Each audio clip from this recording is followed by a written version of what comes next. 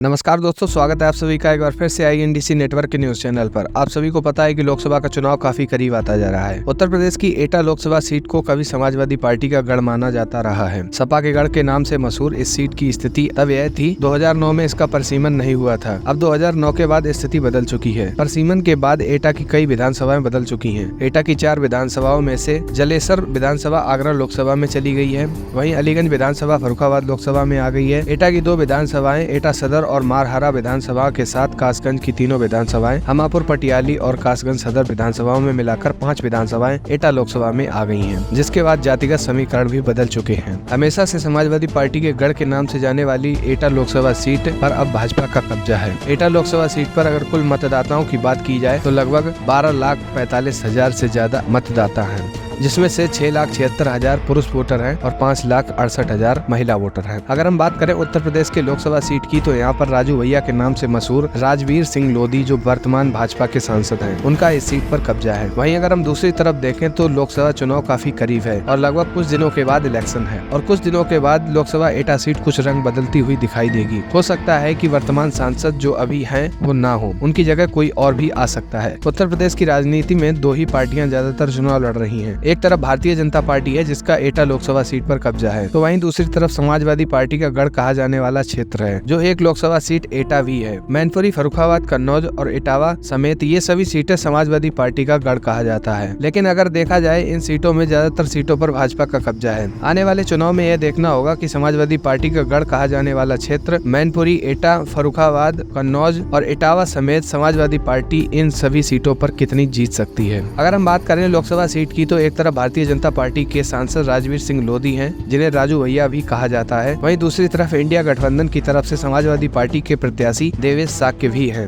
देवेश साक्य बहुत दमदारी से चुनाव लड़ रहे हैं। जितनी दमदारी से वर्तमान सांसद राजवीर सिंह लोधी एटा लोकसभा सीट पर तैयारी कर रहे हैं, उससे कहीं ज्यादा देवेश साक्य को जनता का समर्थन मिल रहा है। भारतीय जनता पार्टी उत्तर प्रदेश समेत पूरे भारत में अपनी सरकार बनाए हुए है, लेकिन लोकसभा एटा सीट पर देवेश साक्य भारतीय जनता पार्टी को कड़ी टक्कर देते हुए दिखाई दे रहे हैं। देवेश साक्य जनता से मिल रहे हैं और जनता का भी देवेश साक्य को भरपूर समर्थन मिल रहा है। लोकसभा सीट एटा पर देखें तो समाजवादी पार्टी को और देवेश साक्य को अच्छा खासा समर्थन मिलता हुआ दिखाई दे रहा है। वर्तमान समय में उत्तर प्रदेश में भाजपा की सरकार है। एक तरफ भाजपा के लोग यह दावा कर रहे हैं कि वह उत्तर प्रदेश में 80 में से 80 लोकसभा सीटें जीतेंगे। अगर बात करें तो पूरे भारत की तो यह 400 सीटों पर दावा कर रहे हैं कि भाजपा की ही सरकार 400 सीटों पर बनेगी। लेकिन अगर हम केजरीवाल की बात सुने तो केजरीवाल का कहना है कि उन्हें जनता का समर्थन नहीं चाहिए, जनता भाड़ में जाए, हम भरोसा ही नहीं करते हैं उन लोगों पर, हमें तो केवल ईवीएम पर भरोसा है और ईवीएम में घोटाला करके हम विजयी बन सकते हैं। ये सब केजरीवाल का दावा है। केजरीवाल का कहना है कि ये लोग 400 सीटों पर जिस तरह से जीतने का दावा कर रहे हैं, उस तरह से ये लग रहा है कि इन्हें जनता का समर्थन नहीं चाहिए। वह ऐसे आराम से ही अपनी 400 सीटों पर विजयी घोषित कर सकते हैं। अगर हम विपक्षियों की ही बात सुनते रहे तो विपक्षी कई सारे आरोप भारतीय जनता पार्टी पर लगा रहे हैं। उनका कहना है कि 400 सीटें ये आराम से जीत सकते हैं अगर इन्होंने